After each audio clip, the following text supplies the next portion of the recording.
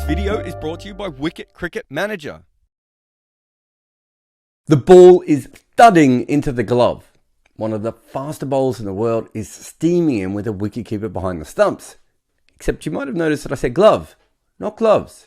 The keeper, or maybe we should call him a catcher, is Dave Nielsen from the Milwaukee Brewers, who in the last year of his Major League Baseball contract would be an all-star.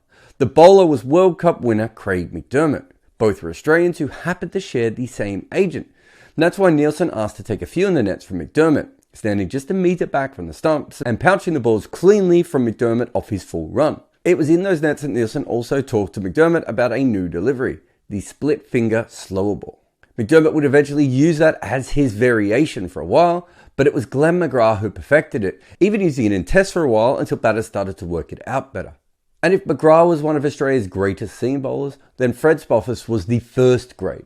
Despite growing up when underarm bowling was still very common, especially in Australia, he became one of the first great overarm bowlers. Partly because he saw the England bowlers try it, but he would go on to really perfect it himself. But his place in the game is generally known as the first great swing bowler, or as he called it, swerve. But Spofford was also a very intelligent man, and so he wanted to know why the ball was moving. He actually went to scientists who told him that swing was an optical illusion and he shouldn't worry about it at all. But Spofford knew that the ball was moving around. And what's more, he was talking about it swinging left, right, down and up. So he went to watch some baseball games to learn more. He would actually eventually think that swing wasn't as important, partly because he thought you had to bowl too full to make it happen. But think about it this way, Spofford was looking at baseball in the 1880s for inspiration. So that's about 150 years of Australian bowlers looking for their tips from baseball pitchers. But just after Spofford, cricket had another bowler who was a great pitcher from Philadelphia. In fact, baseball was as strong in Philadelphia as anywhere else, but cricket remained very important there. Even the Americans were confused at why it stayed there so much. This is from the New York Times in 1903.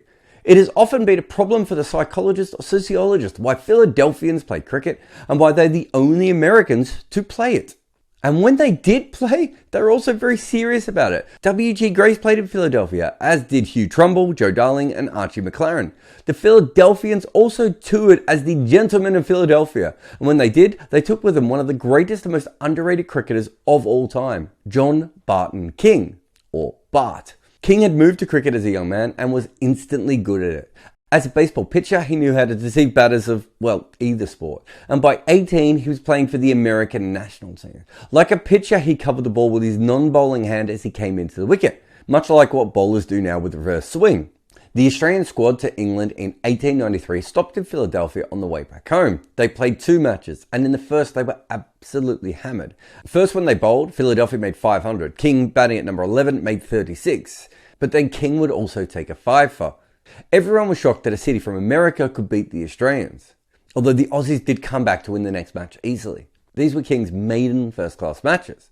He would later tour England in 1897, and he would take 72 wickets at 24. In 1903, he would take 78 wickets at 16, and in 1908, he was there again and he took 73 wickets at 12. And he did all of this while averaging 20 with the bat, and he made a first-class 100 against Surrey. King was obviously a player. Had he been born in Australia, England or South Africa in that time, he would have been a test player. In 1908, he was probably the best bowler in England. C.B. Fry said he was the best swerver he ever saw in his life. King took 415 first-class wickets at an average of 15.66, which according to the writer David Mutton, constituted 42% of his side's total wickets.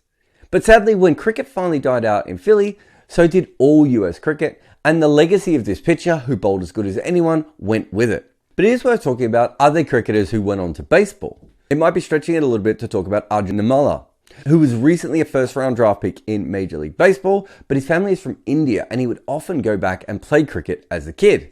But there have been many others. Ian Pont, who is now a fairly well-known bowling coach, went over to try with the Philadelphia Phillies. Former England selector Ed Smith briefly tried to play baseball and then he wrote a book about it. The West Indian Kyron Powell also had a crack at baseball, but never quite made the cut. And of course, the other story that does kind of exist, but really isn't that much, is that the Boston Red Sox talent scout, who happened to be the Australian baseball team coach, said that Adam Gilchrist could have come over to baseball during the '05 Ashes. And of course, all these things have happened in the other direction as well. Former Blue Jay Boomer Collins tried to play cricket for a little time. Although perhaps the most interesting one is Shogun Kamira, who played baseball in Japan for 30 years as a jobbing professional, but then decided to shift to cricket when his other ball career was ending. And he made it to the Japan national team. He even has his own YouTube channel following his rise in cricket. And compared to some baseballers playing cricket, his technique is actually pretty sound. But obviously he's a way off his overall goal of being the first Japanese baseballer to play in the IPL. Oh, and when you're talking about cricket and baseball, is the law to mention at one stage that Don Bradman and Babe Ruth watched a game of baseball together. Also, Ruth played some cricket in the nets. He struggled with a normal technique and then just started going to a baseball swing and hitting the net bowlers everywhere. But I think one of the most interesting stories about baseball and cricket is how many Australian test captains played baseball as a kid. Essentially from 1968 until 1995, Australia generally had captains of their team who played baseball when they were growing up. Even Neil Harvey led the team in 1961 and he was a baseballer. But Bill Lawry and then both the Chappell brothers and Alan Border were all baseballs. It's actually a remarkably weird run. And while baseball is probably bigger in Australia than some of the other cricket nations, it's weird to think that so many captains specifically played both sports as kids. And so I pose this question. Is it possible that baseball is part of the reason that Australia has traditionally been one of the better fielding teams? Of course, in the late 90s, the Australian team went from some amateur baseballers to the real thing, when John Buchanan brought in the loud, obnoxious baseball player and now cricket coach Mike Young to lead the team. Shane Lee recently told a story on his website Cricket Connect about when Mike Young first turned up and started making fun of Shane Warne for being quite slow in the field and also throwing the ball too high. But it wasn't just Warne in Mike Young's sights, because he actually went after the person who was probably arguably the best fielder in the world, Ricky Ponting. He said, "Hey Rico, I watched you on the field, you're good man and faster than Warno, but why do you walk in every ball in the field?" Shane Lee, when writing about this story, said, in his 20 years of cricket life, no one had ever asked that question before. Why do cricketers walk in the field? And of course, Young wasn't the only baseball coach turned cricket coach. Julian Fountaine was a UK cricketer who tried to make it as a baseballer in the US before representing the British baseball team. But he also then went on to be a fielding coach for a lot of national teams around the world. However, he took it to a whole nother level by coaching the Korean men's cricket team, who were all former baseballers. And Major League Baseball has tried to find people from within cricket as well. When the baseball agent JB Bernstein thought he could find a cricketer inside India and turn them into a major league player. Weirdly, he did actually find two guys, and they made it all the way through to the pros before flaming out. In fact, one is a wrestler now. But neither of them were actually cricketers. And I do think that baseball's missed out on some pretty big things from cricket over the years. Years ago, I was sitting in the Lord's press box with ESPN legend Wright Thompson when he was watching Sachin Tendulkar. Suddenly out of nowhere he said, "Oh, he's aiming the ball where he wants it to go." And that's not a very normal baseball thing. Generally, they're just trying to hit the ball as hard as possible.